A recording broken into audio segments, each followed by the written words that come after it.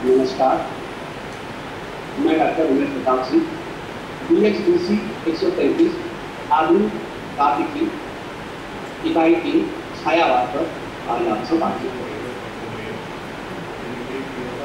छायावाद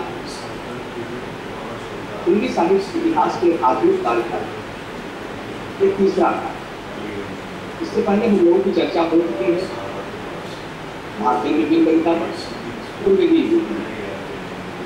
आज छायावाद पर संक्षेप में बात करेंगे। छायावाद के समय, उसकी परिस्थितियाँ, उसके प्रवर्तक पद, प्रमुख पद और उसकी विशेषताओं पर संक्षेप में।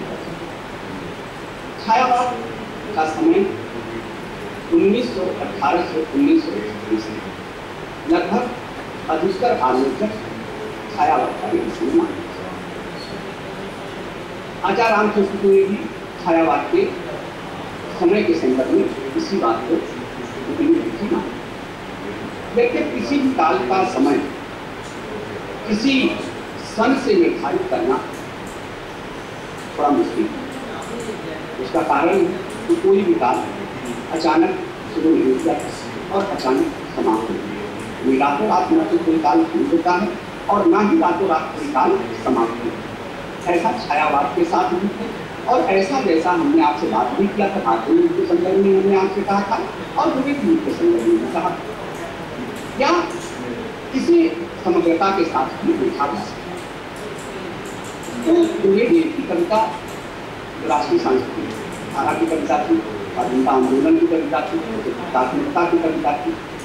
उसी कविता की प्रक्रिया के लिए किसी काल की प्रक्रिया के रूप में या नवीन सामाजिक चिंतन के रूप में दूसरे काल का निर्माण। 1800 से 3600 जब छायावाद का हम समय मानते हैं तो उसमें बहुत सारी बातें होती हैं जिनका हम आपसे संक्षेप में उन पर बात करें। यह एक साहित्य की दृष्टि से देखा जाए एक नए रूप का उत्पाद है। साहित्य के क्षेत्र में नया मोड़ होता है। पुरानी काव्य धारा को छोड़ करके नई पद्धति के निर्माण का यह सूचक बनता है। अर्थात बुनियादी कविता जो कुछ रचनात्मक कविता थी उसको छोड़कर व्यक्तिनिष्ठता की तरफ, आत्मनिष्ठता की तरफ, प्रकृति की तरफ इसका एक नई पद्धति के निर्माण के सूचक के रूप में सामने आता है। जब छायावाद का प्रारंभ होता है, आप देखिए छायावाद के प्रारंभ में एक और माखनलाल चतुर्वेदी, राम नरेश त्रिपाठी, बाल शर्मा नंदी जैसे अनेक वर्ग राष्ट्रीय जागरण की कविताएं लिख रहे थे, जैसा कि बुनियादी रूप में लिखा जा रहा था। और ये लोग जिन कवियों का संदर्भ आप जो राष्ट्रीय जागरण की कविताएं लिख रहे हैं, ये सब बुनियादी रूप से लिखते चले आ रहे हैं। लेकिन इसी समय दूसरी ओर प्रसाद पंत निराला ने अपनी साहित्य साधना प्रारंभ की। निराला की पीढ़ी की कवि 16 में आई, 1916 में। पंत का पल्लव 1920 में प्रकाशित हुआ। तो कहने का तात्पर्य कि चाहे बूढ़ी की कलियों को ये देख लीजिए, चाहे पल्लव की कविताओं को देख, एक नई साहित्य धारा का रूप आपको दिखाई देता है। यही नहीं, इसके अतिरिक्त अगर आप आगे चलेंगे आपको लगेगा या देखेंगे, पढ़ेंगे कि बच्चन, नरेंद्र शर्मा, अंचल की, प्रणय की लौ और मानसिक विवेचनों पर साहित्य का सिद्ध है। यानी कि अगर छायावाद को देखा जाए तो परिमाण की दृष्टि, समृद्धि की दृष्टि यह युग काफी प्रभावशाली है, काफी मजबूत है, समृद्ध है। इस युग में एक तरफ कवित्व की दृष्टि अर्थात अनुभूत की तीव्रता, सूक्ष्मता और उत्कर्ष दिखाई देता है, तो दूसरी ओर प्राचीन भारतीय परंपरा के जीवंत तत्वों का सामंजस्य भी इस युग में दिखाई देता है। इस युग के कवियों के कविताओं में जन जीवन की समग्रता आसानी से प्रतिबिंबित होती नजर। यह युग, अब देखिए प्राचीन काल में क्या था, प्राचीन काल में जो प्रगति थी वो पहले विचारों में आई और विचारों में आने के उपरांत वो प्रगति जो है विचारों के बाद वो आध्यात्मिक आंदोलन के रूप में प्रकट हो रही है। लेकिन छायावाद युग या आधुनिक काल पर आते थे, आधुनिक काल क्योंकि भौतिकता का काल है तो इसमें पहले भौतिक विकास होता है और इस भौतिक विकास के बाद और इसे आधार बनाकर आध्यात्मिक विकास की बात की गई। ठीक है, यानी अगर देखा जाए जो आज छायावाद के समय को देखा जाए तो छायावाद में सांस्कृतिक, भौतिक और आध्यात्मिक जो विकास की परंपरा को वो एक जटिल समस्या बनकर उभर आई और छायावाद इस सांस्कृतिक परंपरा या सांस्कृतिक विकास की परंपरा का एक नया उन्मेष लेकर हमारे सामने प्रस्तुत है। इस युग को समझने के लिए छायावाद के जीवन को समझना, छायावाद के संदर्भ परिस्थिति को समझना होगा जिस युग में छायावाद का निर्माण हुआ है। इस युग के मूल में क्या कहते हैं? इस युग के मूल तत्व में स्वाधीनता, राष्ट्र प्रेम और अहिंसा के साथ साथ प्रेम, सौंदर्य, प्रकृति अपना स्वरूप लेकर कविताओं में बताया। देखिए, किसी भी युग के जीवन को समझने के 3 चीजें जरूरी हैं। पहला उसका होता है परिवर्तनशीलता। परिवर्तनशीलता जैसा कि मनुष्य की प्रवृत्ति है, मेरी युग से चली आ रही कविताओं को इस आगे कवियों ने, विनीत पाठक ने या और अनेक कवियों ने उस कविता के स्वरूप को स्वीकार करना सही नहीं समझा।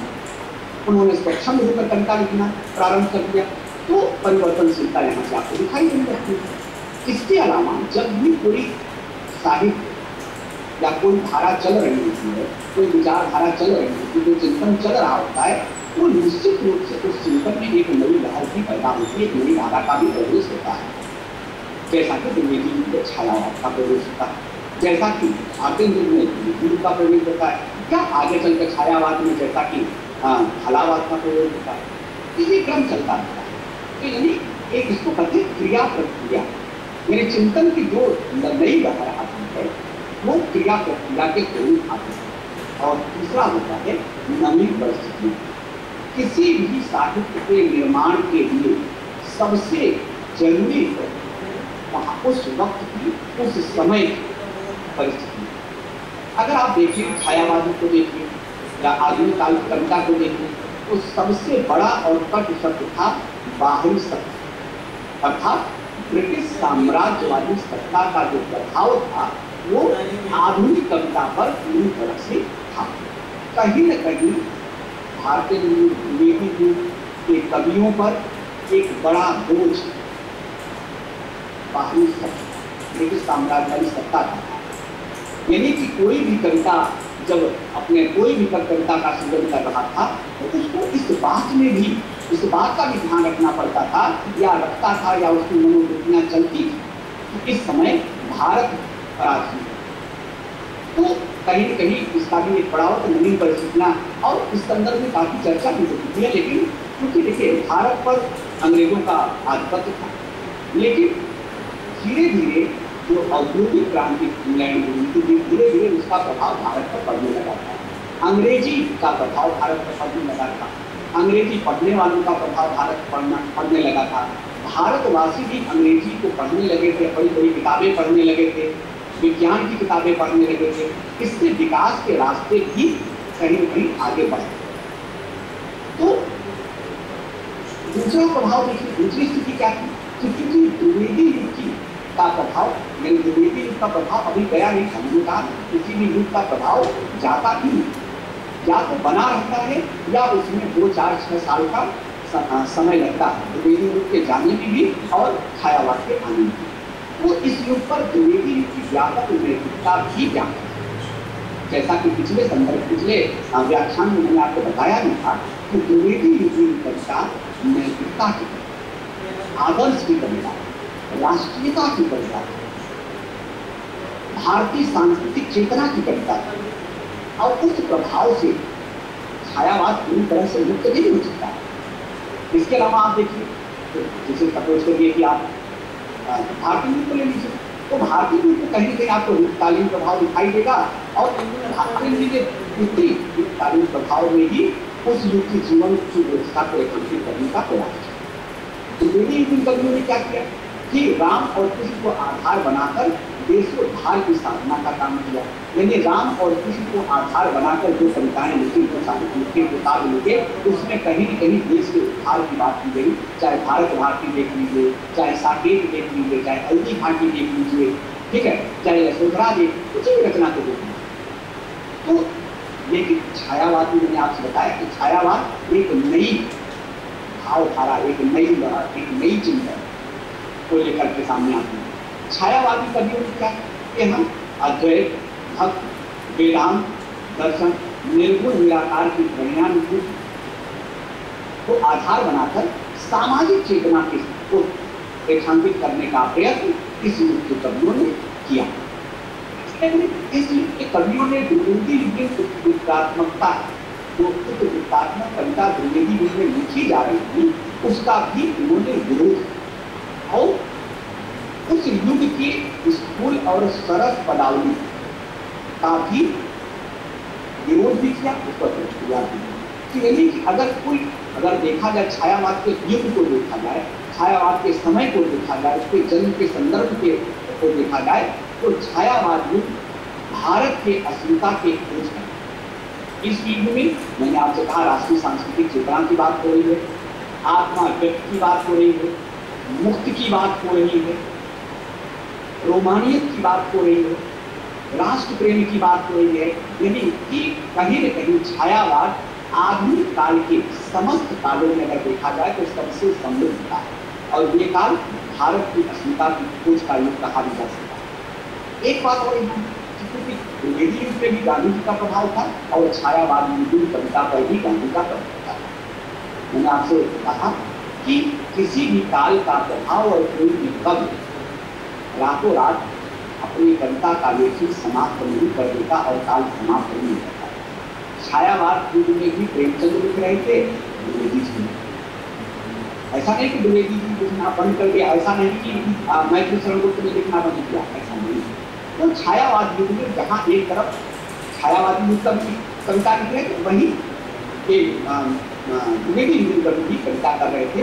तो इस दृश्य अगर देखा जाए तो छायावाद युग में राष्ट्रीय सांस्कृतिक कार्यधारा की भी कविता लिखी जा रही थी, और कविता व्यक्तिनिष्ठता की भी लिखी जा रही थी। अब अगर छायावाद को अगर कहा जाए कि छायावाद की परिभाषा क्या परिभाषा है, विद्वानों ने अलग अलग तरह की परिभाषा है, लेकिन छायावाद युग या किसी भी युग की परिभाषा देना कठिन कार्य है, परिभाषा में बांधना असंभव सिद्ध होता है। लेकिन संक्षेप में आपको थोड़ा सा हम आपको बता दें छायावाद की परिभाषा के संदर्भ में आप क्या है। छायावाद की परिभाषा को दो दृष्टियों में हम व्युत्पत्ति परक और परक। जब व्युत्पत्ति परक व्याख्या की बात करेंगे तो इसका एक निश्चित इतिहास होता है, इसमें कोई भी नहीं, कहाँ से इसकी व्युत्पत्ति कैसे हुई उसका एक इतिहास होता है।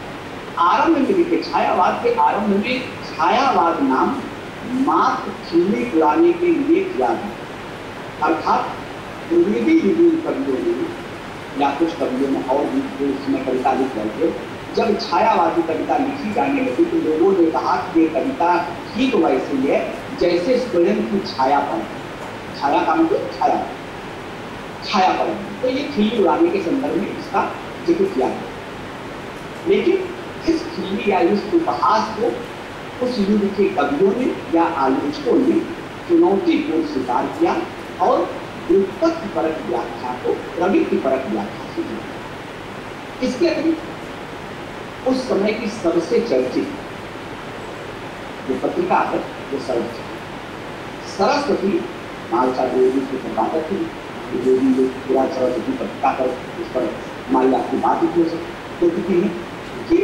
सरस्वती पत्रिका में कार्टून और लेखों के माध्यम से छायावाद की व्याख्या की, और जो दिखाया गया कि छायावाद का प्रयोग उन्होंने उस कार्टून या लेख में दिखाया कि अस्पष्टता पूर्णता का बोध करा। इन छायावाद नाम जो है अस्पष्टता और पूर्णता का नाम, उसका बोध करा, जिसे हम कह रहे हैं उपहास के। तो एक तरफ तो छायावाद के संदर्भ में ये बात कही जाती है, दूसरी तरफ शुक्ल जी ने इसका संबंध ईसाई संतों से दिया। उन्होंने कहा कि क्योंकि यूरोप में ईसाई संत जो थे जिनका फैंटा माचुरी, तो ईसाई संतों के छायाभास का परिणाम छाया, ये फैंटा मास से जोड़ा। उनका मानना था कि यूरोप से ये फैंटा मास या छायाभास पहले बंगाल में आए, टैगोर की कविताओं तो बंगाल से ये हिंदी में आता है। तो रामचंद्र की इसकी इस तरह से परिभाषा देते हैं। डॉक्टर नगेंद्र ने इसे स्थूल के प्रति सूक्ष्मता देते।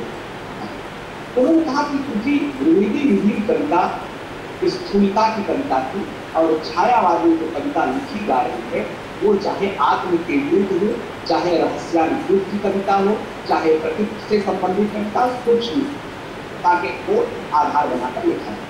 तो डॉक्टर नगेंद्र ने स्थूल के प्रति सूक्ष्मता विद्रोह की छायावाद है ऐसा माना, क्योंकि द्विवेदी की कविता के लिए कहा कि जो छायावादी कवि थे वो स्थूलता का विरोध करें।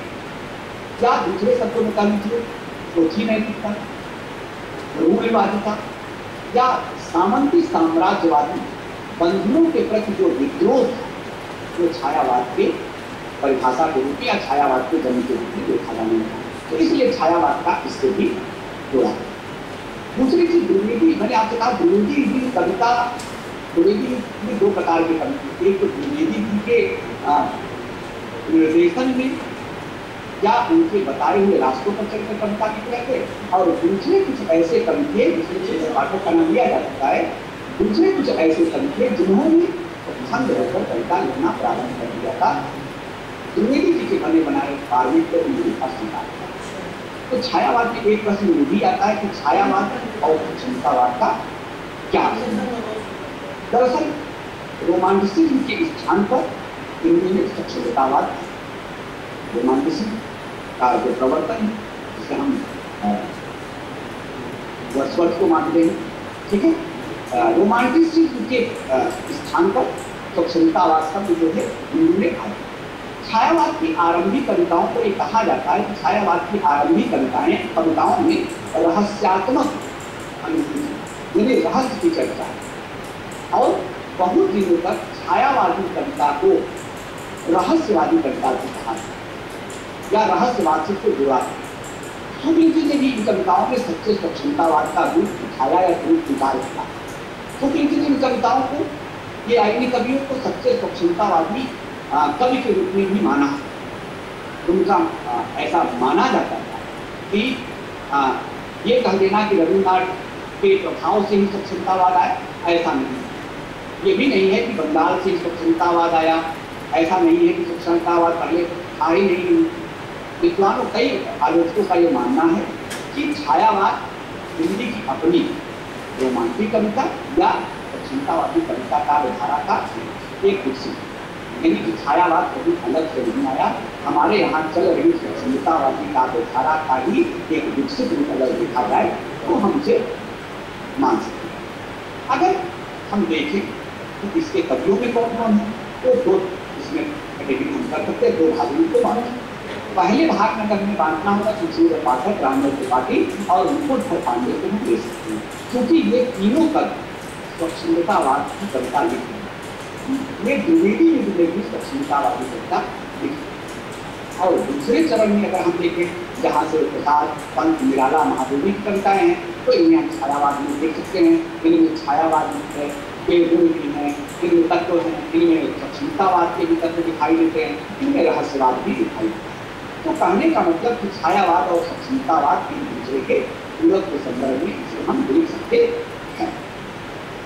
अब एक प्रश्न और सामने आता है, छायावाद का चिंतन करें तो छायावाद का प्रवर्तन किसी, छायावाद का प्रवर्तन जब हमसे पूछा जाता है, जब हम लोग पढ़ते पढ़ाते हैं, आप पढ़ने के बाद देखेंगे कि छायावाद के 4 प्रमुख स्तंभ माने, प्रसाद, निराला।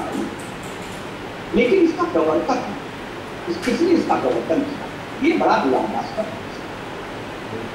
सुमित्रानंदन पंत ने एक पुस्तक लिखी छायावाद पुनर्निर्माण, और इस पर छायावाद पर विस्तार से छायावाद क्या है, छायावाद की परिभाषा क्या है, छायावाद के प्रवर्तन पर कौन है, छायावाद में कौन कौन से गुण मिलते हैं, कौन कौन से पंत ने भावना की दृष्टि, सम्मान की दृष्टि, जिसे कहते हैं कि आदर की दृष्टि, सम्मान और आदर की दृष्टि, इस पुस्तक में प्रसाद को छायावाद का प्रवर्तक माना। लेकिन आगे जब वो बढ़ते हैं तो तभी जुबान में ही वो इसका विरोध है और उनका मानना है कि प्रसाद की झरना 1919 में प्रकाशित का पहला संस्करण, प्रसाद की झरना की के प्रथम संस्करण की कविताओं में छायावाद के कोई तत्व मौजूद नहीं।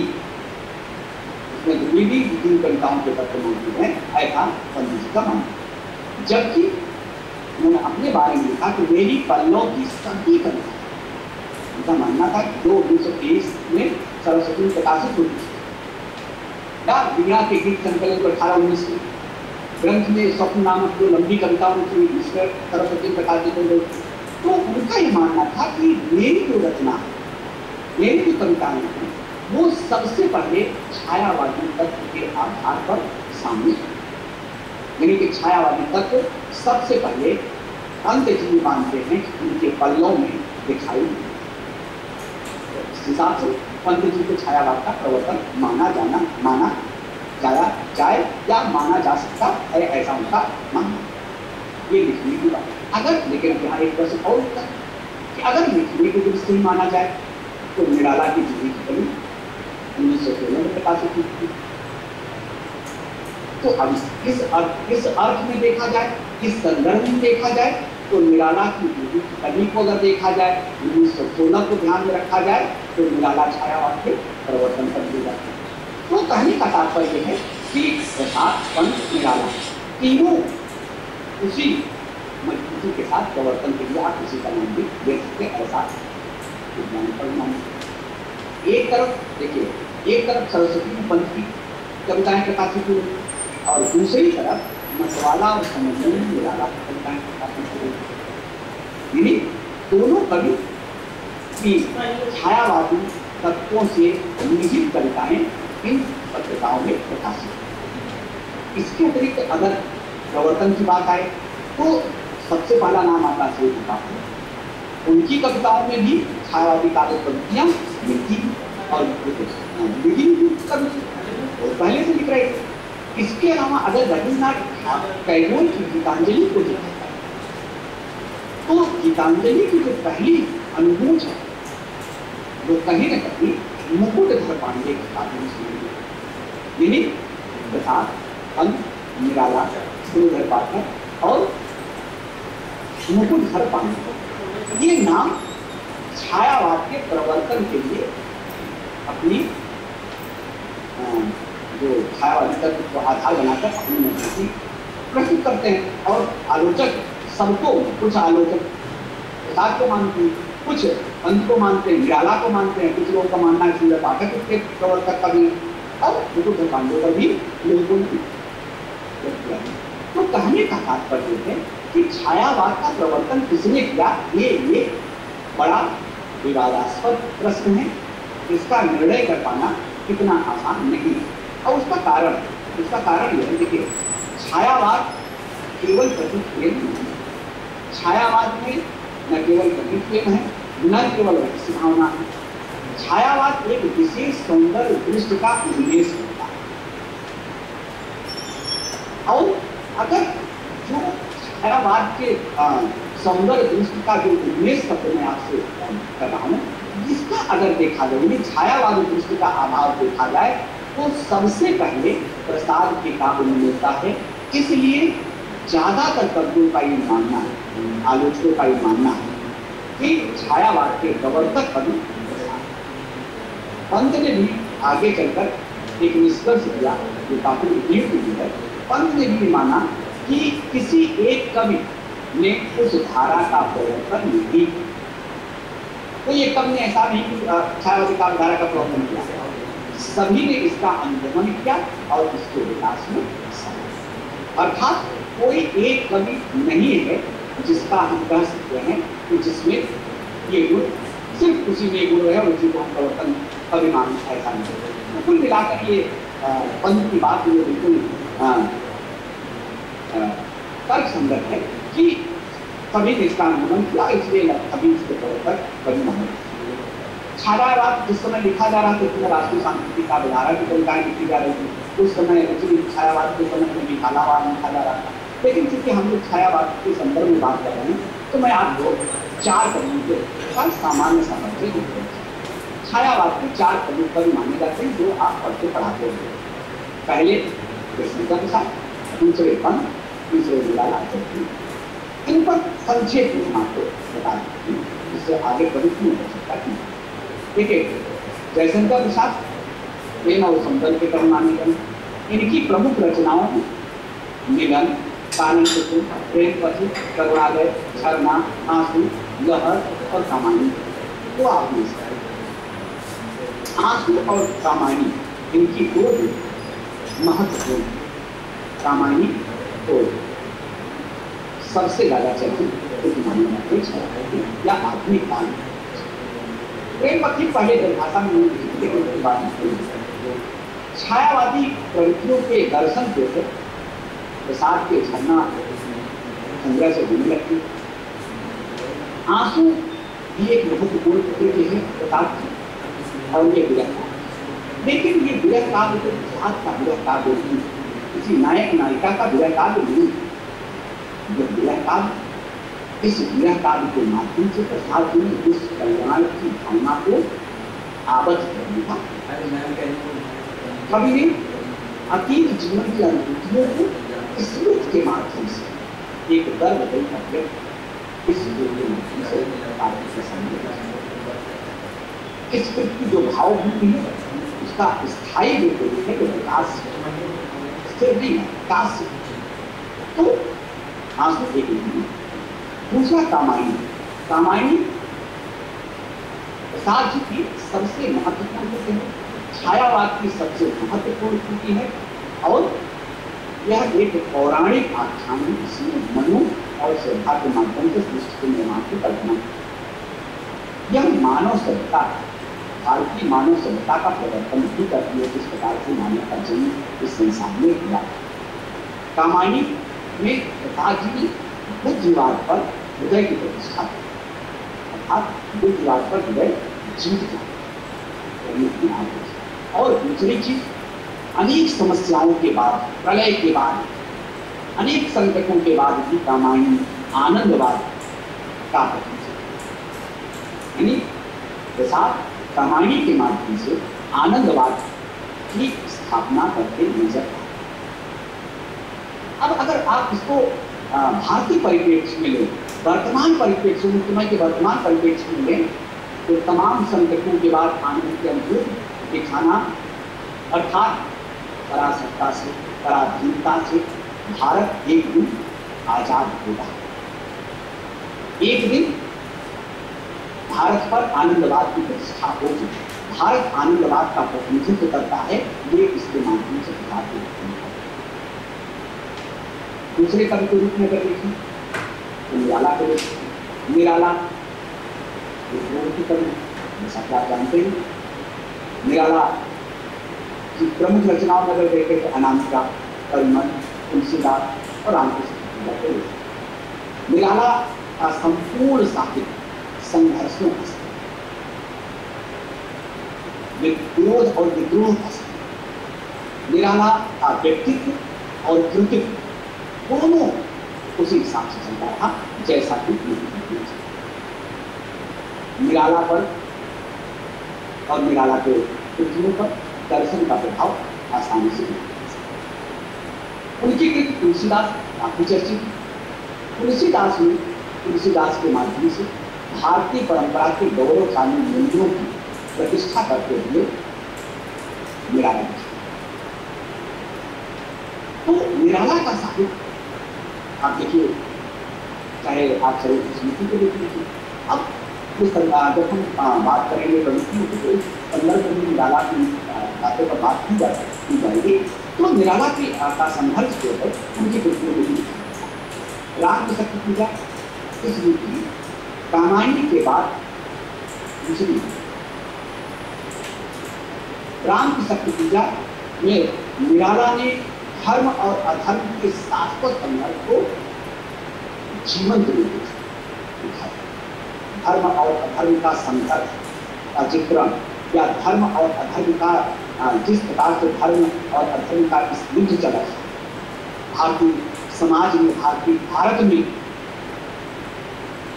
होती जय कुछ उत्पन्न जो परिकल्पना करते हैं, तो ये भाषा जो दिखाना चाहते हैं कि भारत की परतंत्रता, गुलामी, बहुत दिनों की गुलामी की, लेकिन उसके लिए संघर्ष है। और इसी संघर्ष को आप उनकी इस लंबी कविता में देख सकते हैं। निराला निश्चित रूप से उनकी भाषा अगर आप देखें तो संस्कृत की भाषा उनकी है, समाज शैली उनमें बदलता है, तो भाषा के दूसरे में निराला को आप देखिए तो थोड़ा सा निराला आपको कठिन है। इसके बाद तीसरे कवि के रूप में ले सकते हैं आप का निश्चित रूप से अल्मोड़ा उनका जो जीवन ही प्रकृति के इसमें था, इसलिए प्रकृति के कुमार कवि माना जाए। उनकी रचनाओं में कुछ समास, ग्रंथ, दिया, पल्लव, पंत में प्रकृति के माध्यम से आत्मा व्यक्त भी की, प्रेम का स्वरूप भी सामने रखा और राष्ट्रीयता का या राष्ट्र गौरव का, सांस्कृतिक चेतना का भी स्वरूप उन्होंने इस प्रकृति के मनोरम चित्रों में इस्तेमाल करके आपके सामने बादल और छाया जैसी कविताओं में विलक्षण कल्पना के दर्शन उनके कभी आप बादल और छाया करके कभी अगर कहा जाए कभी पंथ को अगर देखा जाए तो एक आदर्श प्रेमी के रूप में वो अपनी कविताओं में देखेंगे। उनकी कविताओं में प्रकृति प्रेम और आदर्शवादिता आपको स्पष्ट और इसके अलावा निराला के प्रारंभिक कविताओं को छोड़ दे तो बाद की कविताओं में निराला में पंत में प्रगतिशीलता की भी चेतना दिखाई। भाषा के प्रति निराला पंत आपको जागरूक है।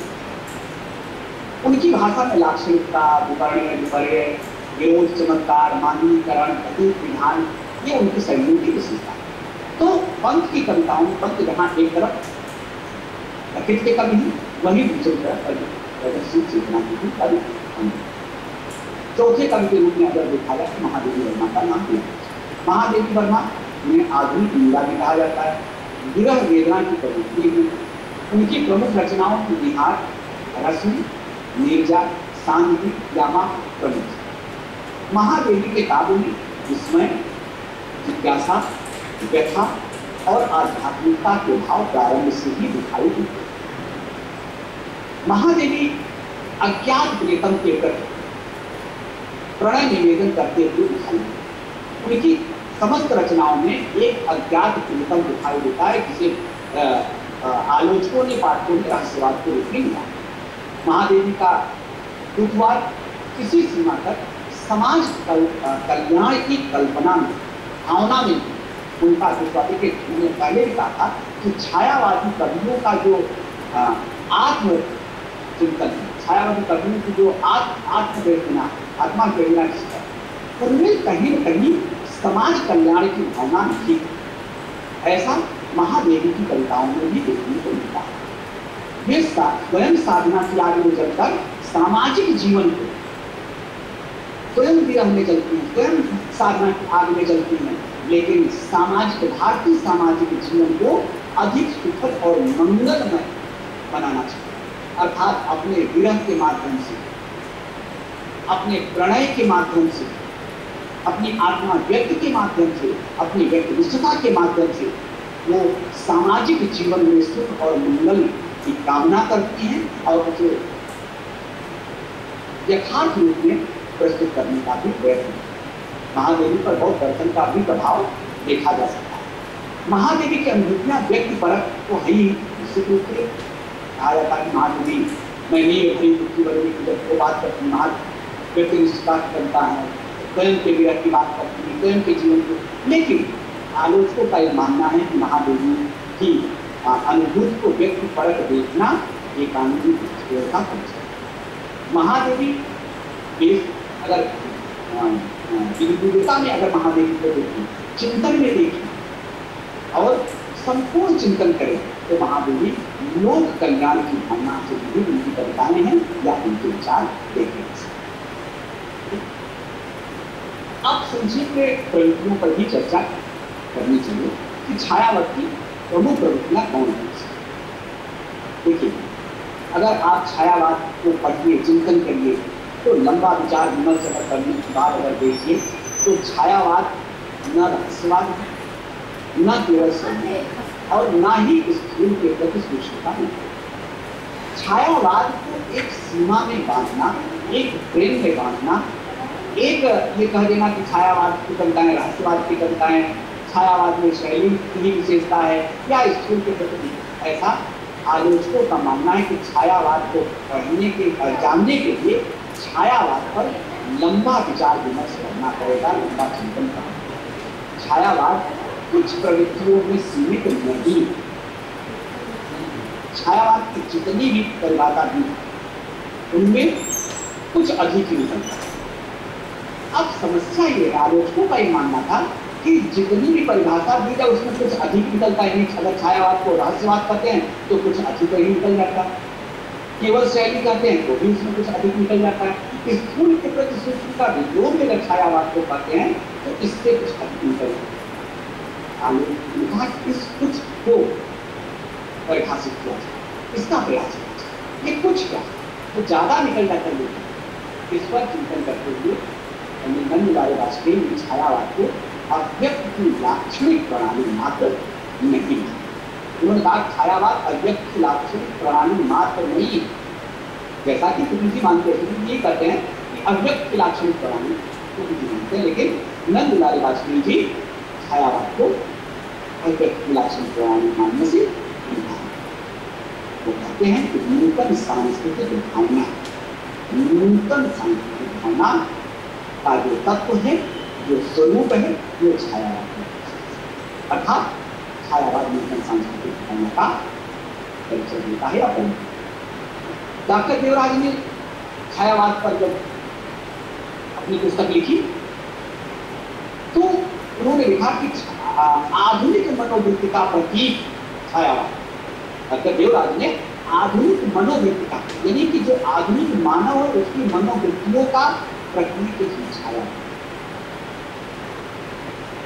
ठीक है, मंत्री जी जब छायावाद पे बात करते हैं तो बार बार कहते हैं कि छायावाद मूल्य केंद्रित का। देखिए, एक विशेषता में छायावाद को, एक परिभाषा में छायावाद को नहीं, चार उदाहरण मैंने आपको दिया। दरअसल मूल्य केंद्रितता की ऐसा माना जाता है ज्यादातर आलोचकों का कि छायावाद की विशेषताओं का जो केंद्रीय विशेषता है, छायावाद की विशेषताओं की जो केंद्रीय वो विशेषता मूल्य केंद्रित। अब ये मूल्य केंद्रितता है, इसको समझिए। तो पहली विशेषता के रूप में अगर आप चाहें तो मूल्य केंद्रितता को ले सकते। मुकुट पांडे ने एक लेख लिखा और उन्होंने उस लेख में छायावाद पर लिखते हुए लिखा कि छायावाद के कदमों को लेकर कि कभी स्वातंत्र में छायावाद का केंद्रीय मूल्य स्वातंत्र ही, स्वतंत्रता ही छायावाद का केंद्रीय। अब स्वतंत्रता किससे? परंपरा से, रूढ़ियों से, भाषा से, शैली से, ठीक है, परतंत्रता से, किसी से। इस स्वतंत्रता को राष्ट्रीय स्वतंत्रता से जोड़कर देखा जाना चाहिए और देखा जाता है। पंत का मानना है, अपन कहते हैं अपने छायावाद मूल्यांकन में कि छायावादी काव्य अपने ऐतिहासिक संदर्भ और राष्ट्रीय परिवेश के अनुकूल, ठीक है, छायावाद काव्य अपने ऐतिहासिक संदर्भ और राष्ट्रीय परिवेश के अनुरूप स्वतंत्रता एवं मुक्ति की आकांक्षा का की अव्यक्त, इन छायावाद जो है वो स्वतंत्रता एवं मुक्ति की आकांक्षा की बात है। निराला का प्रसिद्ध गीत है वीणा वादनी वर्ग का जो आगे है, प्रिय स्वतंत्र रव और बादल राग शीर्षक कविता श्रृंखला में विप्लवी यानी निर्बंध बादल का जो तकनीक है वो इसी युग का उदाहरण है या इसी युग की बात। प्रिय स्वतंत्र रव या निर्बंध बादल, ये इसी स्वतंत्रता या इसी युग की बात निराला है। इसके अलावा निराला आगे फिर लिखते हैं कि उनकी एक प्रसिद्ध कविता है, खुल गए छंद के बंद पास के रजत, खुल गए छंद के बंद पास के रजत पास। यहाँ निराला छंद शास्त्र से मुक्ति, शायद आप लोग कृपा और निराला मुक्त छंद के प्रवर्तक अग्रणी है, तो यहाँ पर वो छंद शास्त्र में। इसके अलावा अगर आप देखिए, छरे जाति को तो वर्ण वर्ण धन अंध नीड़ से ऋण रथ, ये सामाजिक रूप से छरे जाति कुल वर्ण वर्ण धन अंध नीड़ से ऋण रथ, सामाजिक रूप से बात बताई। इसी तरह पल्लव की भूमिका में पंडित ने इसी मुख्य कामना या इसी स्वतंत्रता की अव्यक्त की बात की। पल्लव की भूमिका को इसीलिए क्योंकि पंत ने स्वतंत्रता की बात की, पंत ने माना है अव्यक्त की स्वतंत्रता, शैली की स्वतंत्रता, भाषा की स्वतंत्रता, और इसीलिए पल्लव की भूमिका को सक्षमतावादी काव्य से इसे प्रथम देशापक के रूप में लिखा। यानी अगर देखिए तो ये जो मुक्त की बात है, ठीक है, यही मुक्ति जो है, यही इसकी सबसे बड़ी विशेषता है, यही स्वतंत्रता इसकी सबसे बड़ी। दूसरी विशेषता कहा जाता है और इसकी सबसे बड़ी विशेषता है व्यक्तिगत, सबसे बड़ी। इस युग के कवियों ने व्यक्तिगत जीवन को भी आत्मसात किया, लेकिन व्यक्तिगत जीवन के साथ सामाजिक जीवन को भी शामिल। तो आलोचकों ने छायावाद को व्यक्तिवाद की कविता में कहा, लेकिन इस युग के कवियों का ये मानना है कि उनकी कविता व्यक्तिवाद मात्र व्यक्ति के युग नहीं है, बल्कि व्यक्ति की मानसिक और सामाजिक स्वतंत्रता की, यानी कि सिर्फ एक व्यक्ति की बात नहीं है, सिर्फ कवि के व्यक्ति की बात नहीं है। पंत जी का मानना है कि छायावादी काव्य व्यक्तिनिष्ठ न होकर मूल्यनिष्ठ रहा है। बड़ी बात कि छायावादी काव्य व्यक्तिनिष्ठ मूल्य, क्यों? व्यक्ति का मूल्य का प्रतिनिधित्व, यानी व्यक्ति मूल्य का प्रतिनिधित्व करा, कभी व्यक्ति के व्यक्तित्व के साथ मूल्य का प्रतिनिधित्व करता हुआ नजर आता है। व्यक्तित्व की सही समझ नए मूल्य खोजने भी संभव हो सकती है, ऐसा भी छायावादी कवियों ने माना, क्योंकि वो व्यक्तित्व की मांग यही स्वतंत्रता के रूप में सामने, यानी व्यक्ति स्वयं अगर स्वतंत्र होगा तभी समाज की स्वतंत्रता की, तभी राष्ट्र की स्वतंत्रता की बात। छायावाद इसी अर्थ में विद्रोह का भी काबिल है, क्योंकि स्वतंत्रता की व्यक्ति स्वतंत्रता की सबसे पहले स्वतंत्रता की बात करना चाहिए। तो छायावाद की यही, और दूसरी चीज कि छायावाद जो है नई वैयक्तिक चेतना के उदय का कार्य।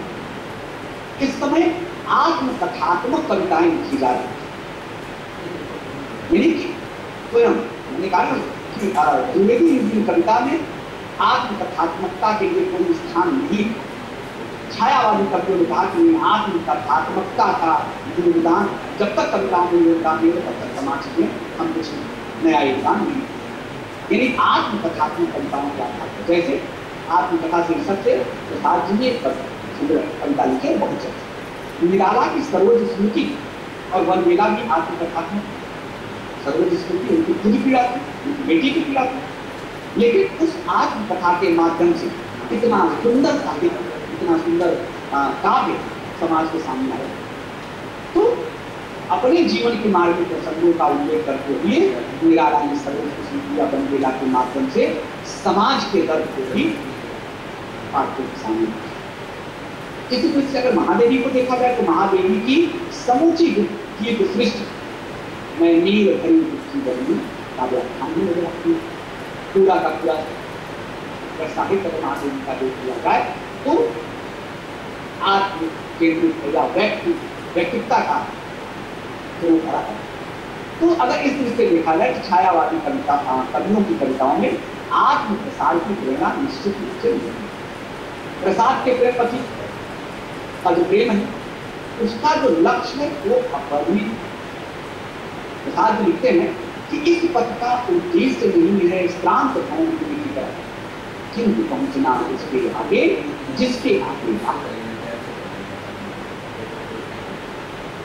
अपरिमित लक्ष्य। रामायणी में होता है वन गुहा मर्म तू खोज रहा अपना विकास। अब यहाँ अगर आप देखिए तो आत्म प्रसार की कामना ही बताता है। तो अगर इस रूप से देखा जाए तो छायावादी काव्य व्यक्ति स्वातंत्र के मूल्य पर केंद्रित एक नई व्यक्ति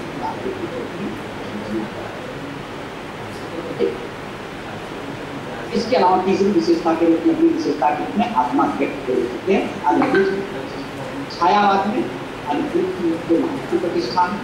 छायावाद के कवियों ने अनुभूति पक्ष को विशेष स्थान दिया कविताओं में। प्रसाद जी की कविता की परिभाषा ही आत्मा की संकल्पनात्मक अनुभूति, आत्मा की संकल्पनात्मक अनुभूति बताई जाए, ये प्रसाद जी। पंत भी जब लिखते हैं वियोगी होगा पहला कभी आज से क्या होगा गान, तो उसमें आत्मा व्यक्ति ही महादेवी गीत के संदर्भ में कहती हैं कि व्यक्तिगत सीमा में तीव्र सुख दुखात्मक अनुभूति के शब्द ठीक है, अर्थात अनुभूति या आत्मा व्यक्ति के महत्व को स्वयं रेखांकित करती है। पंत ने छाया की अनेक उपमाओं में एक उपमा तो भावुकता मांगी, आत्मा व्यक्ति की बात करें, भावुकता की बात कर रहे हैं, तो छायावादी कवियों ने कभी कभी इस आत्मा व्यक्ति की अभिव्यंजना करने में कभी कभी पूरी भावुकता को भी ग्रहण कर लिया, यानी कुछ अतिशयोक्ति को भावुकता भी छायावादी कविताओं में दिखाई। एक गुण इसमें कल्पनाशीलता का भी कि व्यक्तित्व का एक पहलू जो है अनुभूत प्रवणता है, उसका दूसरा जो स्वरूप है वो है कल्पनाशीलता, यानी बिना कल्पना के आत्मा व्यक्ति हो ही नहीं सकता, बिना कल्पना के कविता का सृजन हो ही नहीं सकता। तो निर्विवाद रूप से अगर देखा जाए तो छायावाद में कल्पना की अभूतपूर्व उड़ान देखने को आपको मिलती है। निराला ने कविता को कल्पना की कानन रानी, पंत ने पल्लव की कविताओं को कल्पना के ये पल्लववान कहा, और पंत ने कल्पना को महत्व देते हुए लिखते हैं लोग कि कोई भी गंभीर व्यापक तथा महत्वपूर्ण अनुभव काल्पनिक, यानी बिना कल्पना के कोई गंभीर और व्यापक महत्वपूर्ण अनुभव हो ही नहीं सकता। तो कल्पना इस युग के कवियों की मानसिक स्वतंत्रता का भी, कल्पना का अतिरेक इस युग के कवियों ने किया, और इसीलिए आलोचकों ने माना कि वायवी दुनिया में चले गए आप, उनकी आभासी दुनिया या काल्पनिक दुनिया में कोई कवि चले। इस युग की या इस छायावाद की सबसे जो बहुत बड़ी विशेषता है वो वेदना की, सभी कवियों की वेदना, विश्वास, दर्द, आंसू इस युग की विशेषता है, क्योंकि व्यक्तित्व की जो परिणति है वो वेदना में ही होती है। आंसू प्रसाद जी का संग्रह भी आप देखिए, कविता भी है, पंत ने भी कविता आंसू पर लिखी, और महादेवी का पूरा साहित्य ही आंसुओं से घिरा था। पंत की दृष्टि में वो कहते हैं उमड़ कर आंखों से चुपचाप बही रोगी कविता, दर्द वेदना आंखों से आंसू के माध्यम से। प्रसाद में भी घनी पीड़ा में जब कहते हैं घनी पीड़ा जब है तो दुर्दिन में आंसू बनकर चुपचाप बरसने, यानी अर्थात वेदना के अनुभूत आंसुओं के माध्यम से। महादेवी भी कहती है वेदना में जन्म